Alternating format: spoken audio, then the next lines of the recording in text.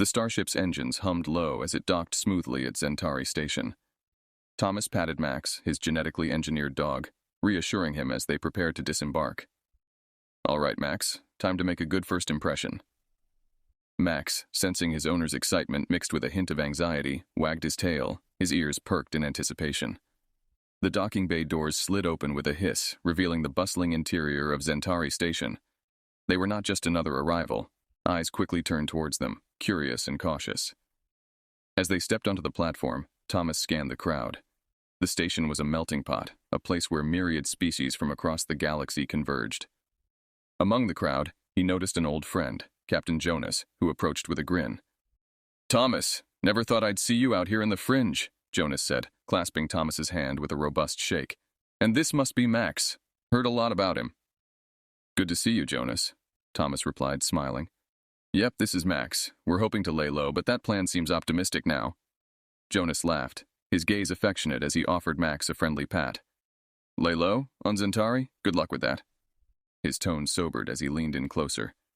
"Be careful, Thomas. Not everyone here will see Max as just a pet." Their reunion was abruptly interrupted by a sharp alarm that blared through the station. Panic ensued as people started running in all directions. Max's ears twitched, and he suddenly tugged at his leash, pulling Thomas towards a neglected bag near the docking bay wall. "What is it, boy?" Thomas asked, tension in his voice. Max barked once, sharply, his stance defensive. Thomas approached the bag cautiously, then saw wires peeking out. "Bomb!" he yelled. Instantly he grabbed Max and pulled him back, looking around frantically for help. Captain Jonas sprang into action. "This way!" he shouted, leading them to a nearby security station. "We need a bomb squad here, now!" He barked into his communicator as they reached the station. The security team reacted swiftly, descending on the area with a robot designed to handle explosives.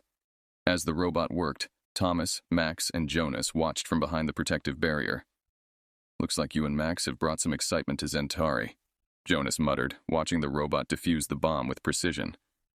Thomas sighed, watching Max, who sat calmly by his side now. "Seems like we did. Not the first impression I hoped for." As the bomb was safely neutralized, the crowd slowly began to calm down, their attention now fixed on the man and his dog who had spotted the danger.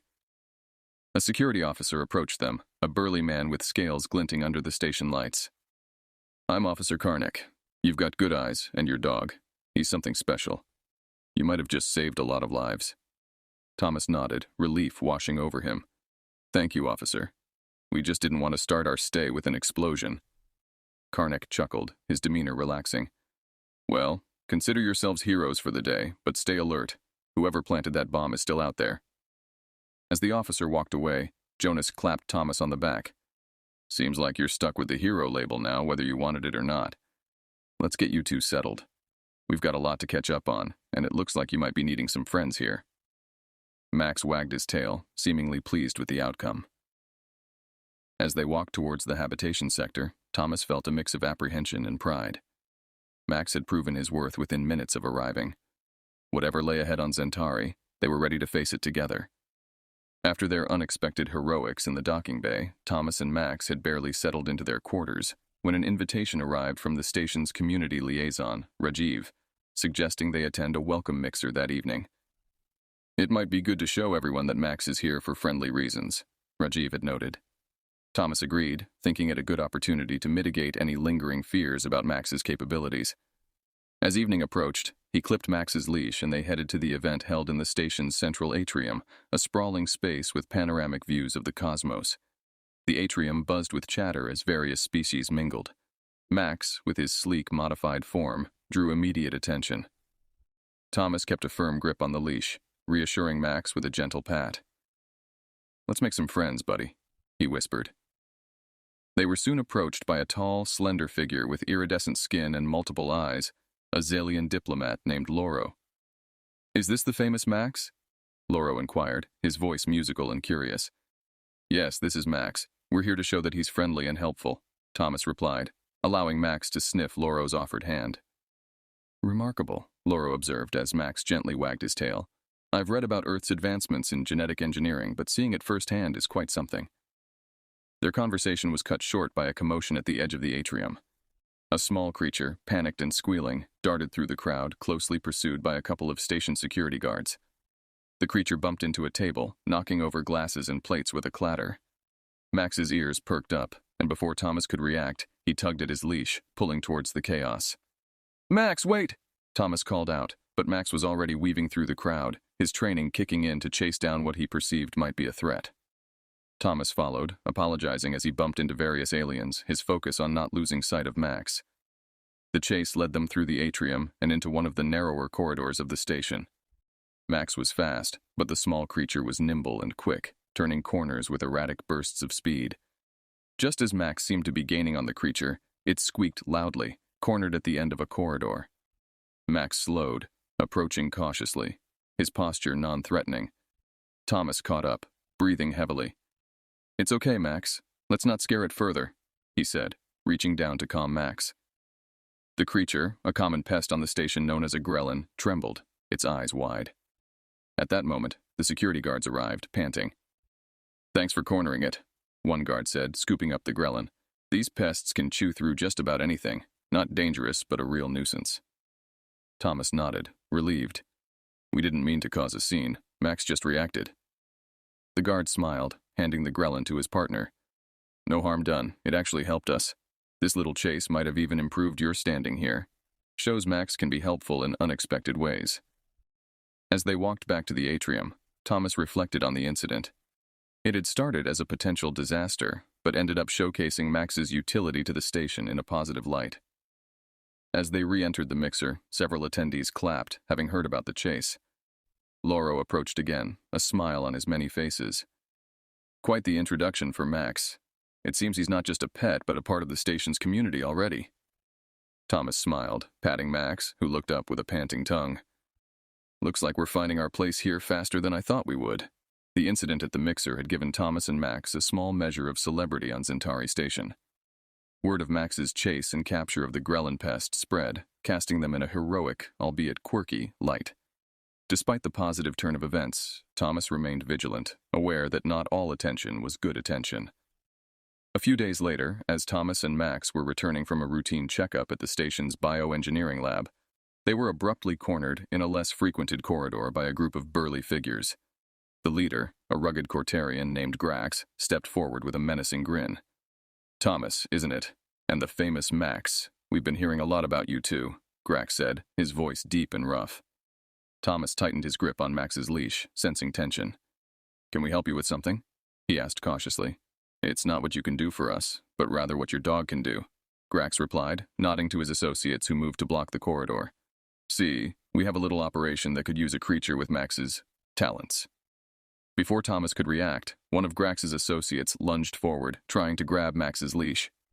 Reacting swiftly, Max barked sharply and positioned himself protectively in front of Thomas, his body language aggressive, yet controlled. "Back off," Thomas warned, his heart racing. "Max isn't part of any operation." Grax chuckled darkly. "That's where you're wrong, human. Everything and everyone on Centauri can be part of an operation if the price is right." Thomas realized they weren't going to get out of this through dialogue alone. He needed a distraction. Looking around, he noticed a panel near his hand.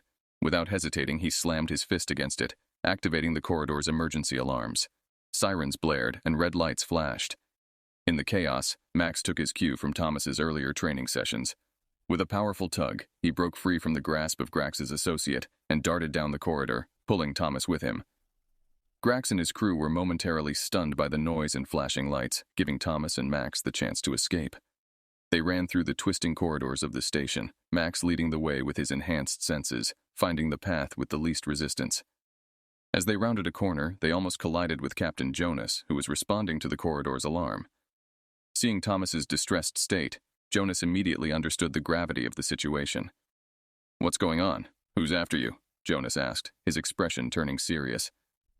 "Grax and his crew, they want to use Max for some shady business," Thomas panted, trying to catch his breath. Without another word, Jonas activated his communicator. "This is Captain Jonas. I need immediate backup at Sector G24. We have a security situation involving Grax." Within minutes, station security arrived, and Jonas explained the situation. Grax was well known to station security, suspected of several under-the-table dealings but never caught in the act. "Thanks, Jonas. I thought we were done for," Thomas said, relief washing over him as he patted Max, who was still alert and watching every movement around them. Jonas nodded, clapping Thomas on the shoulder. You and Max are good for this station, Thomas. We can't have you running into trouble every other day. Let's get you two somewhere safe. As they were escorted to a secure area, Thomas realized how deep the roots of corruption could run on Centauri. He knew then that keeping Max safe wasn't just about avoiding attention. It was about navigating the intricate and dangerous web of station politics and power plays. After the incident with Grax, Thomas and Max were relocated to a more secure sector of Centauri Station, under the close watch of station security. However, Thomas knew that mere surveillance wouldn't be enough to deter those with a vested interest in exploiting Max's abilities. He needed a more proactive solution. Late one evening, while Thomas was reviewing security protocols with Captain Jonas, an urgent alert came through on his communicator. The screen flashed a live feed of Max's holding area. It was under assault. Thomas watched in horror as armed figures bypassed security, snatching Max and disappearing from the camera's view. "They've taken him," Thomas said, his voice tight with panic. Jonas's face set into a grim line. "I've got teams on standby. We'll find Max, Thomas. Hang tight." Thomas shook his head. "I'm not just going to sit here. Max might be doing okay now, but those guys are dangerous." Understanding Thomas's determination, Jonas nodded. "All right, I'll come with you. Let's gear up and move out." Equipped with stealth suits and guided by the last known location from the security feed, Thomas and Jonas maneuvered through the station's maintenance tunnels to avoid detection. Their destination was a secluded docking bay known for its less savory dealings. As they approached, Thomas's communicator picked up faint signals from Max's embedded tracking device.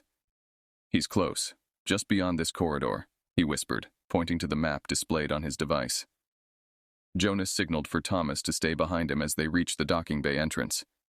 Peeking around the corner, they saw Grax and his associates loading crates onto a small freighter. Amidst the cargo, Thomas spotted Max, secured in a makeshift cage, his eyes alert and focused. Using hand signals, Jonas outlined a quick plan. They would use a two-pronged approach. Jonas would create a diversion, allowing Thomas to sneak closer and free Max. The diversion came in the form of a controlled power outage Jonas triggered remotely. As lights flickered and alarms sounded, the hijackers scrambled, looking around in confusion. Utilizing the chaos, Thomas slipped unnoticed towards Max, keeping low and moving swiftly. Reaching the cage, Thomas quickly disabled the lock using a security override device Jonas had provided. Max nudged the cage door open with his nose, stepping out silently beside Thomas. "Good boy, let's get you out of here," Thomas murmured, clipping a leash onto Max's collar.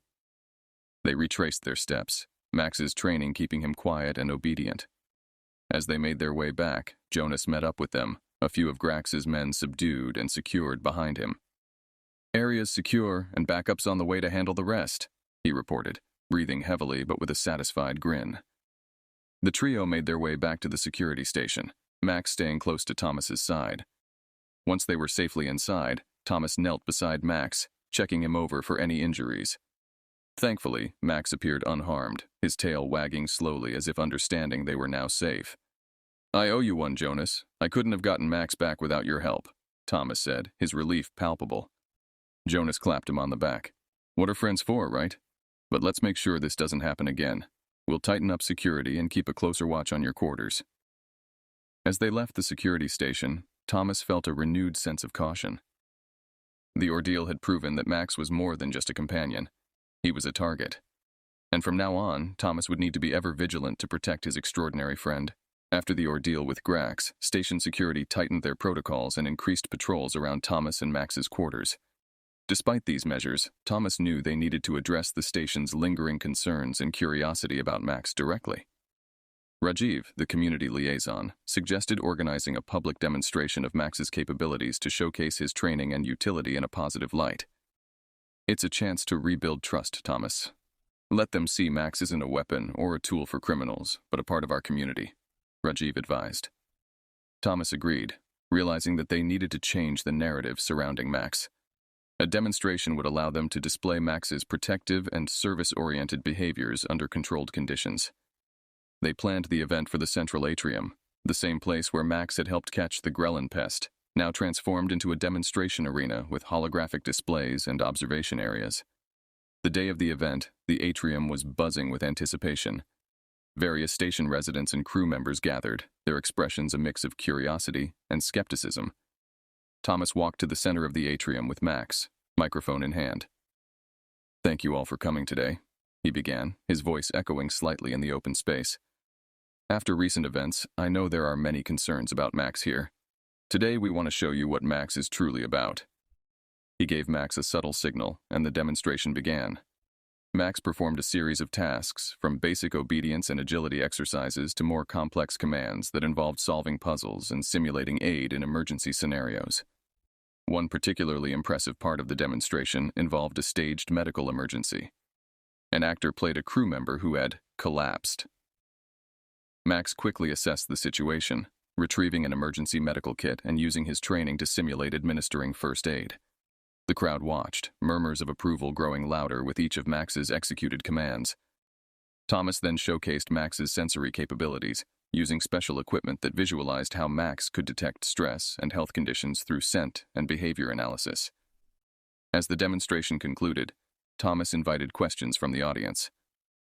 A young girl timidly raised her hand, and Thomas nodded to her.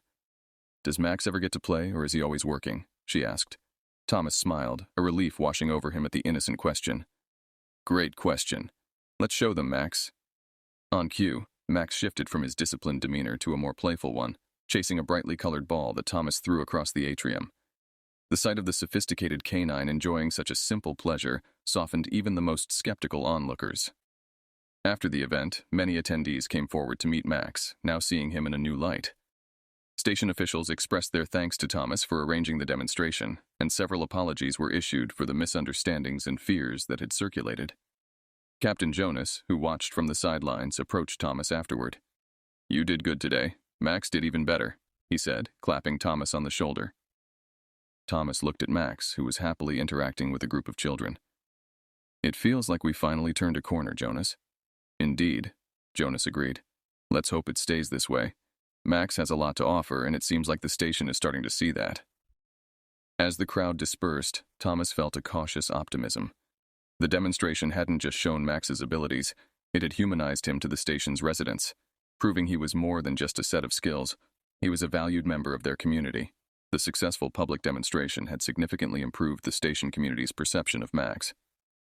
Thomas felt a sense of relief, believing they had finally turned a skeptical public into appreciative onlookers. However, the real test of Max's abilities and the trust of the Zentari community was just around the corner. A few days later, while Thomas and Max were assisting in routine maintenance checks in one of the lower engineering sectors, an alarm blared through the station's PA system. The central life support system had malfunctioned, threatening the oxygen supply to several critical areas of the station, including the residential quarters and the main market hub. The chief engineer, a capable but often overwhelmed Netherian named Selko, rushed over to Thomas. "We need Max's help," Selko pleaded, his voice tinged with panic. "The area where the malfunction occurred is flooded with toxic gases. It's too dangerous for humans or even most droids, but Max might be able to get through." Without hesitation, Thomas nodded. "Show us where to go." Selko led them to a sealed-off section where the air was visibly hazy with dangerous chemicals. He handed Thomas a remote control device. "This will let you guide Max remotely through the cameras fitted in his collar. We've got technicians on the line who can advise on the repairs." Max, sensing the urgency, whined softly but obediently, entered the hazardous zone as the heavy door slid open. Thomas watched through the camera feed, his hands steady on the controls, guiding Max down the dimly lit corridors toward the source of the malfunction. Inside, Max quickly located the broken components using his enhanced sensors. The technicians, watching through the feed, instructed Thomas on directing Max to remove the faulty parts and replace them with spares carried in Max's side compartments. The task was delicate, requiring precision. Max's mechanical dexterity was put to the test as he manipulated the tools to extract the damaged parts and carefully install the new ones. All the while, Thomas maintained a calm demeanor, despite the knot of worry in his stomach. After tense minutes that felt like hours, Max completed the repairs. Selko, monitoring the system's diagnostics, finally let out a breath he had been holding. "It's stabilizing. Oxygen levels are returning to normal. He did it, Thomas. Max saved us." The news spread quickly across the station. The residents, already warm to Max from the demonstration, now treated him as a hero. The station's governing council invited Thomas and Max to a formal commendation ceremony. At the ceremony, the council leader, an elderly and wise Tellurian named Yelma, addressed the assembly. Not only has Max demonstrated his extraordinary abilities, but he has also shown a commitment to our community's safety and well-being, Yelma announced, presenting Max with a station-made Medal of Honor. Thomas, standing beside Max, felt a surge of pride. "Thank you," he said to the council and the crowd. "Max isn't just my companion, he's a member of this station, dedicated to helping wherever he can." Later, as they walked through the corridors of Zentari, now filled with grateful faces, Thomas reflected on their journey so far. From suspicion and fear to acceptance and admiration, they had navigated the complex dynamics of the station. Max's heroic act had not only averted a disaster, but had firmly embedded them into the heart of the Zentari community.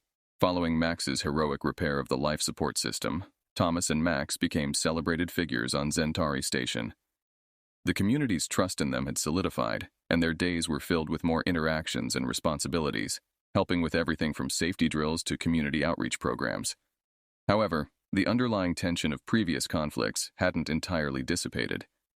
The incident with Grax and his crew left a lingering unease, particularly with Thomas, who remained cautious and vigilant. One morning, while Thomas and Max were assisting in the installation of new navigation equipment in the command center, an urgent summons came from Commander Lyra. Thomas and Max hurried to her office, where they found her speaking in hushed tones with several security officers. "Thomas, Max, thank you for coming so quickly," Commander Lyra greeted them, her expression serious. "We've uncovered a plot that could endanger the station. It seems Grax wasn't working alone. He had backers, some of whom are influential members of the station's trade guilds." Thomas stiffened, his mind racing. "What do you need from us?" he asked, instinctively placing a hand on Max's back. "We need Max's unique skills again," Commander Lyra explained. "He's proven he can handle high-pressure situations, and we believe he can help us gather the evidence hidden in one of the restricted sectors. It's too risky for regular security personnel due to potential traps and surveillance." Thomas nodded, understanding the gravity of the situation. "We're ready to help. Aren't we, Max?" Max responded with a determined bark, sensing the importance of their mission. Equipped with specialized surveillance gear, Max was guided into the restricted sector while Thomas and a team of security experts monitored from a control room. Using Max's camera feed, they navigated through dark, narrow corridors until they reached a concealed room. Inside, Max found a cache of illegal tech and falsified data pads linking the guild members to various smuggling operations and the recent sabotage attempts. As Max retrieved the evidence, Thomas's heart pounded with a mix of adrenaline and anxiety. "Good boy, Max. Bring it all back," he directed through the communicator. With the evidence securely retrieved, Commander Lyra acted swiftly. The implicated guild members were arrested, and a full investigation was launched to uncover all aspects of the conspiracy. In the following days, the station was abuzz with the news of the uncovered plot and the impending trials. The community's gratitude towards Max and Thomas grew even deeper, reinforcing their roles as protectors of Zentari. At a station-wide assembly, Thomas and Max were called forward by Commander Lyra. She addressed the crowd, her voice resonant and clear. "Today we not only celebrate the bravery of one man and his extraordinary companion, but also the strength of our community. Together, we have faced adversity and come out stronger." She presented Thomas and Max with commendations for bravery and service. Thomas, overwhelmed with pride and relief, accepted the honors. "Thank you, Commander, and thank everyone here. Max and I are proud to be part of Zentari, and we promise to keep serving this community as best we can." As applause filled the room, Thomas looked down at Max, who wagged his tail, unaware of the formalities but feeling the positive energy. Their bond, strengthened by each challenge, had not only redeemed the station's view of Max, but it also transformed them into an indispensable team. Their journey from mistrust to integral community members was a testament to their dedication and the station's capacity for change and acceptance. As they walked back through the cheering crowd, Thomas knew that whatever challenges lay ahead, together, they were ready to meet them head-on. The station-wide assembly marked a significant turning point for Thomas and Max. Their roles as heroes were cemented, and their daily routines began to reflect their new status as protectors and ambassadors of Zentari Station. However, as the station returned to normalcy, Thomas sensed a new opportunity emerging on the horizon. A few weeks after the assembly, Commander Lyra summoned Thomas to her office. As he entered, he noticed several holographic displays showing various sectors of the station and other nearby space installations. "Thomas, sit down," Commander Lyra began, her tone serious, yet imbued with a hint of excitement. After your recent successes and the way you've managed to integrate Max into our operations, we've received inquiries from several other stations. Thomas raised his eyebrows, intrigued. Inquiries for what exactly? Consultations, she explained. They're interested in learning from your experience, how to implement similar partnerships with enhanced beings, how to improve their security protocols, even how to foster better community relations. Thomas listened, a mix of pride and surprise swelling within him. So they want us to help them set up their own Max units? In a way, yes, Commander Lyra affirmed, and I want you to lead this initiative. You and Max would travel to these stations, share your knowledge, help them implement what you've learned here. It could be a substantial step forward for interspecies cooperation and security. Thomas felt a thrill at the prospect. Traveling between stations, helping others, expanding their horizons. It was more than he had ever imagined when he first came to Zentari.